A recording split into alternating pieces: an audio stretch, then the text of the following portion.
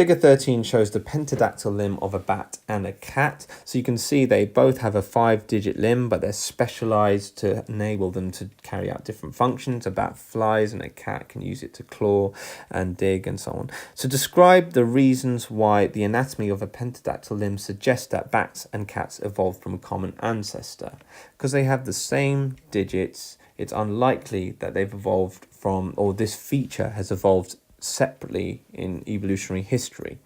So you say they have a similar bone structure, or they have 5 digits, or however you want to express that. Unlikely that different ancestors would have the same structure, so it does imply they evolved from a common ancestor. Genetic analysis also provides evidence for evolution. Scientists can sequence genes from different organisms. Describe how this type of genetic analysis provides evidence for evolution.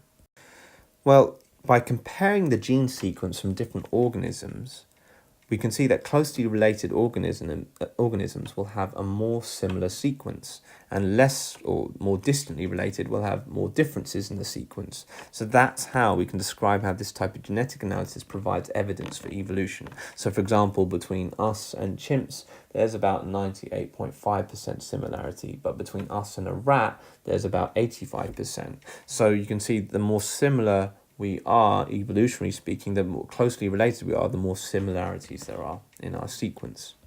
Mendel's research on pea plants showed that genetic traits are inherited, which term is used to describe the expression of traits in an organism.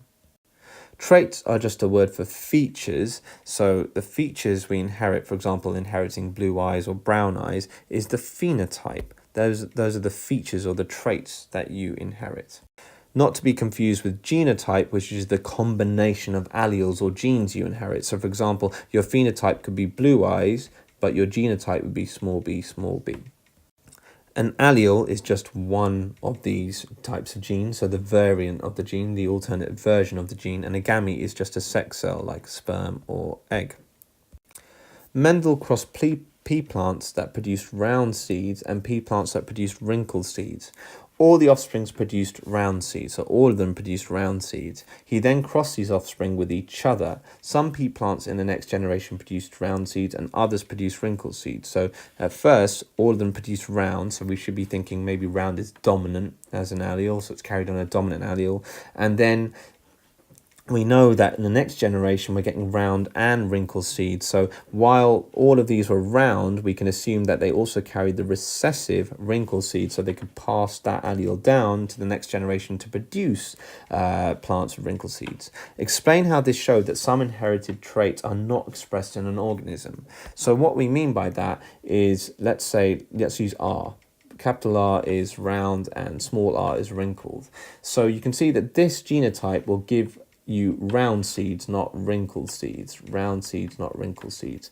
But you can still carry this allele to pass down to the next generation. So if another plant also had the same genotype and passed the same allele down, you'd end up with a plant which produces wrinkled seeds. So these are traits that are inherited but not expressed in the organism. So how do we put this into words? I think we can assume the first generation are all heterozygous. Why can we assume that? We can assume that because we know the wrinkled seed parent, this one over here, must have had a genotype like this. And the other one, round seeds, well, there are two options here. They could have either had a genotype like this or like this. But we know that all the offspring here were round seeds, so they must have all carried one copy of this, which means that this one is unlikely over here. This one's unlikely. If they all pass down this, what are the chances that every single time this plant would pass this one and not this one? So this is unlikely and this one is more likely. So this plant has always passed down the big R allele, and the other one must be homozygous recessive, so this would be passed on so that every plant in the next generation would be big R, small r, heterozygous. Next,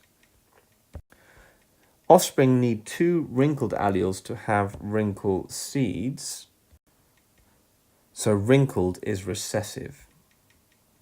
So you're making the link that some traits are recessive. It's not very easy to get this question right because it's a very specific answer, and the question could be interpreted in a few ways, and maybe an examiner would favour or give you the benefit of the doubt, but this is what the mark scheme said. So the first generation are all heterozygous, so I think we can all accept that that's fair. And then the wrinkled one is recessive, so this is the idea that some are not expressed, but they can be passed down.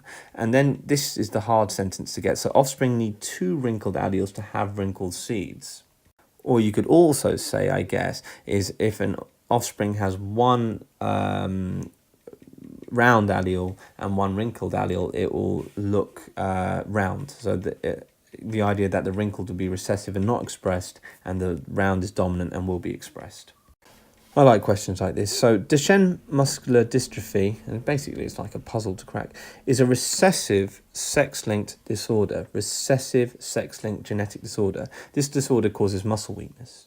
Figure 14 shows the inheritance of Duchenne muscular dystrophy in a family. And it says, state and explain the phenotype of person Z. So whoever this person is here.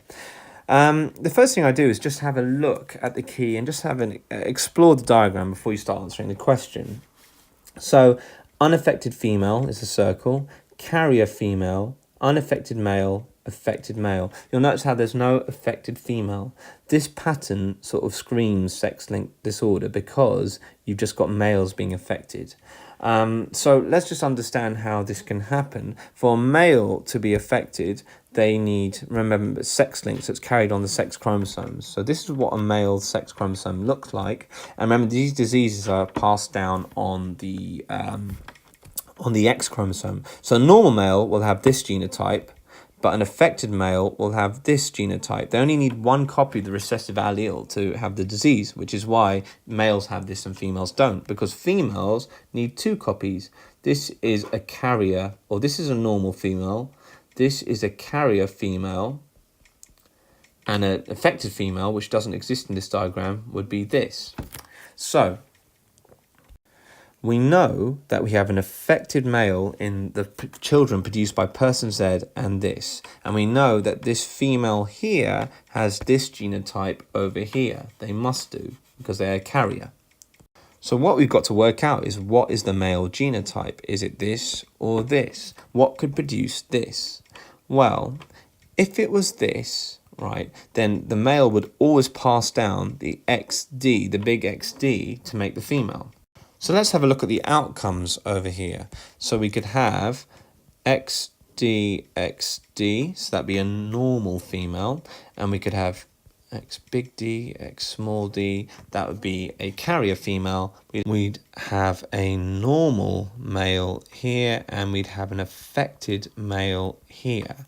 So if we look at what we've got here, we do have actually one of each of these types. We have a normal female here, we have a carrier female here, we have a normal male here, and we have an affected male here. Just by contrast, let's just try the other possible combination, so using this male, and let's see what happens when we do that.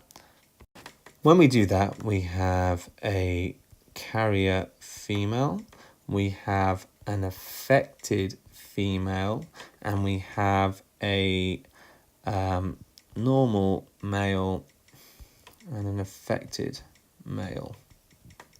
And here's the giveaway.